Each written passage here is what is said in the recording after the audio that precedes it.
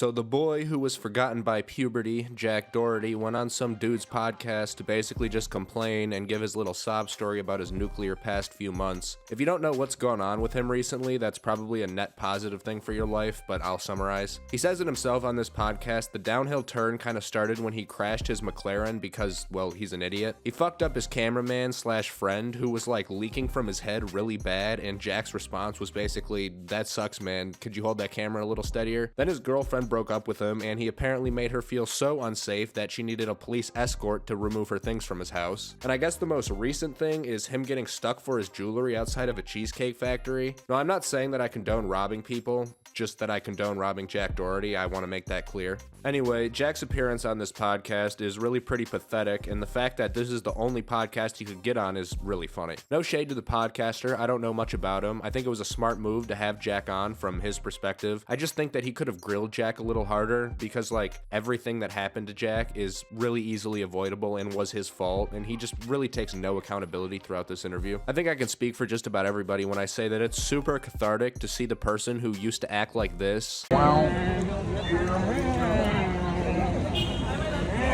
Not so fast, little bro.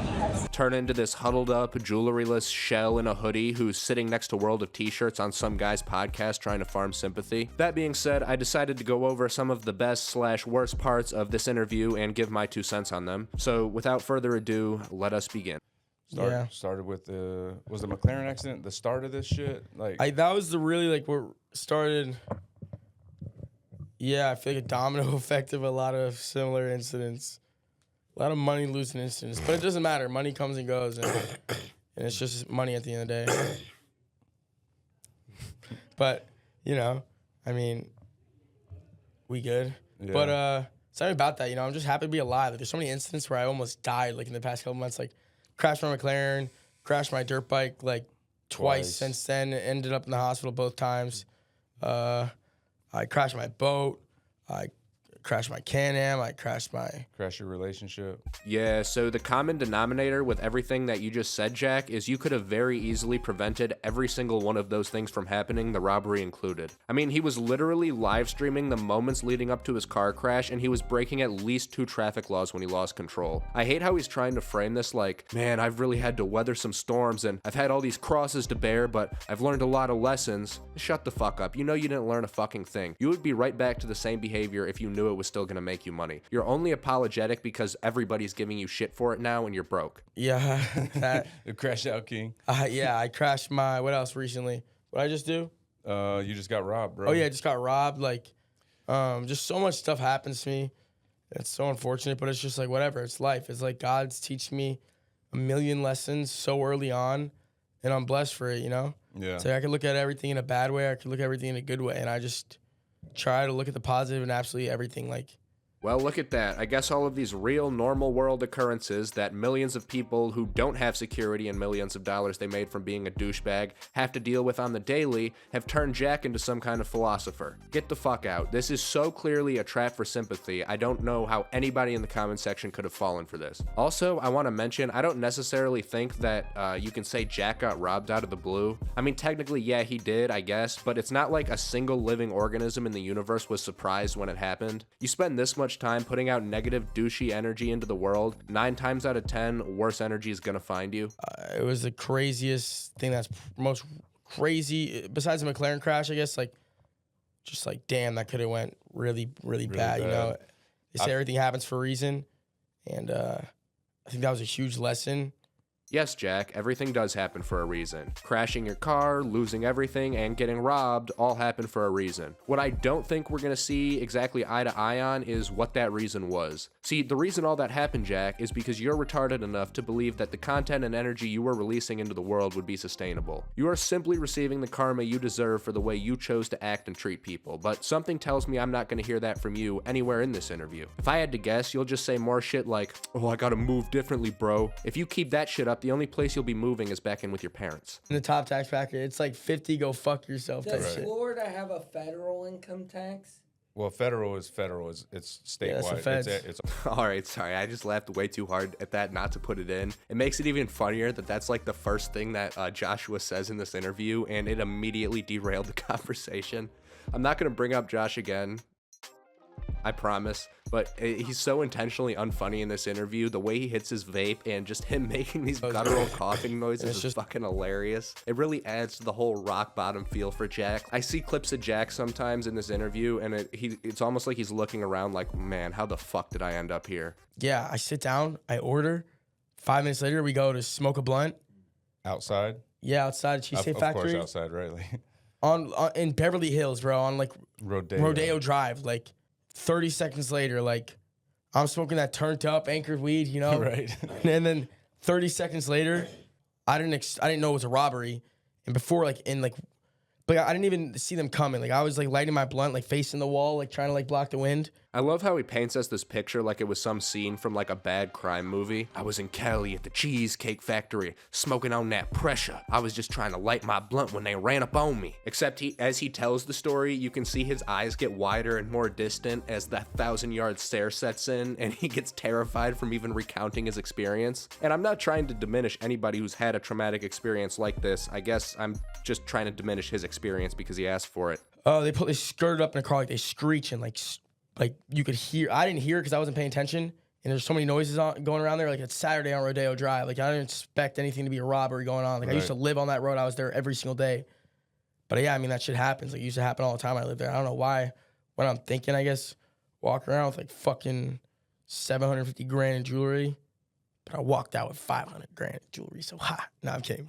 Fuck that. He is just so clearly missing the lesson in all of this, I feel like. Yeah, it probably isn't the brightest decision to walk anywhere in the world around with that much jewelry on. The main reason being you look like a sparkling retard, but that's neither here nor there. Jack, you need to realize the big reason that this robbery happened and all of this bad shit is happening to you is because of your insufferable arrogance in the way that you act day to day. This series of unfortunate events are not the result of one mistake. Every one of them collectively is a culmination of your poor judgment and decision making and the toxic energy you put out. There are wealthy businessmen, celebrities, rappers who are all able to wear whatever the fuck they want, and when it comes to rappers, a lot of them walk around with more jewelry on than you. The difference is, people don't feel the need to knock them down a peg for being an insufferable little douchebag. I'm not saying people don't just get robbed, I'm just saying that Jack needs to realize that this is far deeper than him moving weird or wearing too much jewelry. Like break free, I ran to the road, and then I'm like, one or two of the guys were chasing me.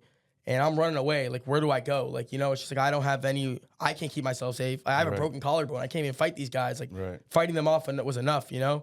I think most people will agree with me when I say there's much more than a broken collarbone keeping you from fighting anybody except Neon, apparently. Even when he's trying to be, like, all humble, the pressure just seems to crack him and the arrogance oozes out anyway. The immediate reaction from all the fucking haters was, oh, he staged it, or Dave's I wouldn't even say that it. because it's just like obviously like cops are there. You can't really stage that. Like, I know, but like, I'm telling you, like every fucking video I've seen, that's what all the comments say. Fake, really? Staged.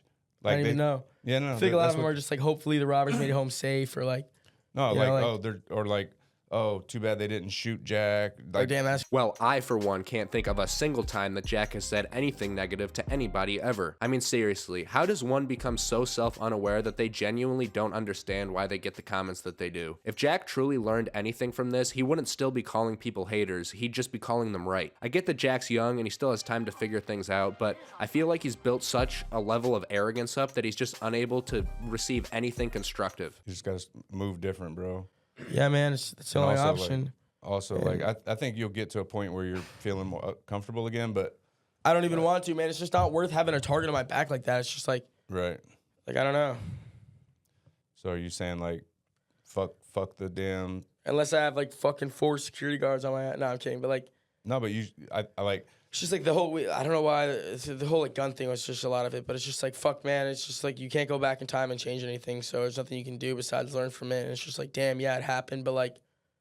And damn, yeah, it's 300 grand. I don't have insurance on those chains, which everyone thinks I have insurance on those chains. I don't. Jack has said multiple times in this interview that he's just happy to be alive, but man, he sure brings up that 300K just as often. And Jack can do all of this manipulative, slick talk about learning lessons and how he just needs to learn from this experience and how this is a learning experience and all this learning that he's doing, he's just learning so much while not naming a single fucking thing that he learned that's actually meaningful. So not much else notable really happens other than Josh being the best part of this interview for no reason again. Yeah, just like dealt with the cops like the next 2 hours after it. Were they wearing masks? Yeah, they were all. Yeah, they were like definitely like So, knew bro, what they were like, doing. They're Yeah. like big There's no- guys. there's Yeah, I guess so. And they also talk about how the robbery wasn't random and it was probably a setup, which they're really just proving my point from earlier. The point being basically that if Jack just wasn't such an asshat, that the robbers may have picked somebody else. But it seems like Jack is too dense to pick up even that little simple nugget of wisdom. Anyway, that's all I really have to say about this. I haven't followed Jack too closely, mostly because I genuinely dislike watching his clips and videos. I only enjoyed this one because, like I said earlier, it has a real rock bottom vibe. Except for the fact that, you know, most people when they hit rock bottom actually learn something, and it doesn't seem like Jack's learned a fucking thing from any of these incidents. I hope you guys enjoyed and were able to laugh at this clown along with me. As always, I appreciate everybody watching, and I hope everybody has a blessed day.